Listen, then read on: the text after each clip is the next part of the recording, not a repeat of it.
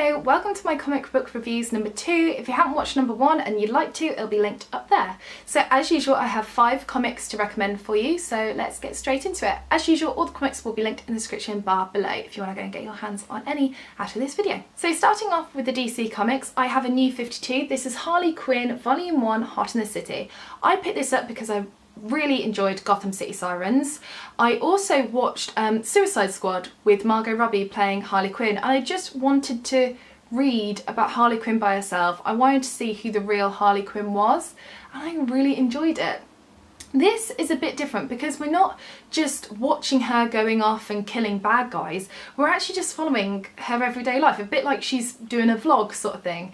So we watch her move into her new house, we watch her making new friends and getting new hobbies. Of course we watch her defeating some bad guys too, but generally I really enjoyed it. It was just her everyday sort of normal Harley Quinn life.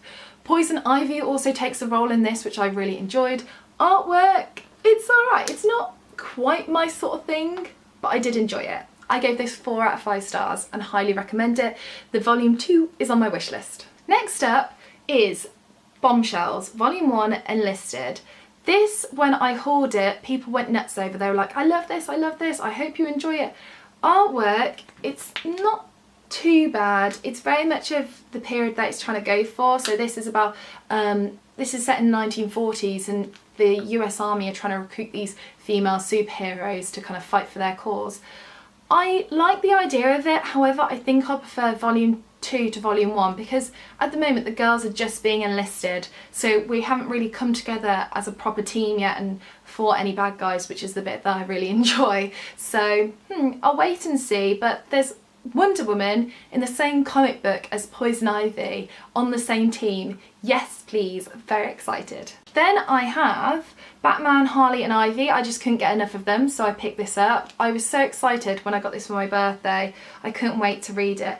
This has art style that I completely love and adore. This is my type of art style, very comic booky. I really enjoyed it. This is a collection of different issues in which they feature together and really shows off their friendship and their relationship really well. It was really funny and it's just fantastic. I gave it 4 out of 5 stars just because some issues in this collection were better than others, as you usually do when it's a collection like this, but generally I really enjoyed it. And if you're a fan of either Harley Quinn or Poison Ivy, you need to get your hands on this book.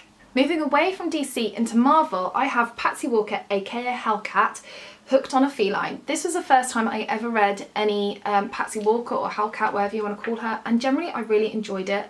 I think it's meant to be for younger audiences, but I didn't really notice, to be honest. I just found it quite funny, a bit funnier than normal comics. I love the fact that She-Hulk was in it because I really like She-Hulk. However, there was a big problem that I had in it, and this was the last issue. I think this was issue 6. Yeah, issue 6. I absolutely detested the artwork. I thought it was horrible. This is the artwork that I really detest. I just like, oh no, not for me. I like the earlier stuff, so if anyone's read the second volume of this, can you let me know if the second volume reverts back to kind of this normal art style for the first 5 issues, please?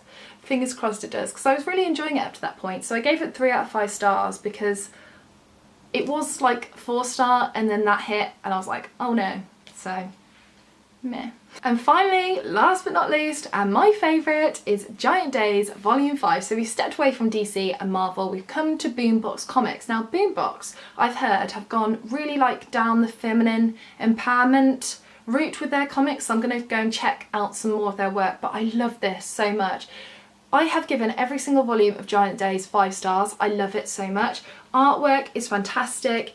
In this collection, the girls go for a festival, they're finishing their last year, and of course they start their second year, the beginning, and it's quite funny because they move into a new house and they have to go to IKEA, so that's absolutely hilarious. It's just brilliant. I love the girls so much. Daisy shone out in one of these for me. I loved it. 5 out of 5 stars. If you haven't checked out Giant Days or my review of Giant Days, which will be linked up there, you really should. I love Giant Days so much. 5 out of 5 stars. As always, can't wait for the next volume. So that is my comic book wrap up. I hope you enjoyed it. Let me know in the comment section down below if you've read any of these. If so, do you enjoy them as much as I do? Do you love Giant Days as much as I do? Can't get enough of it. Also in the comment section, if there's anything like Giant Days that you think I'll like, please recommend it to me. Pretty please. So that's it for today's video. Remember, all of these comics are linked in the description bar below if you want to go and get your hands on them. Take care, and I shall see you soon. Bye!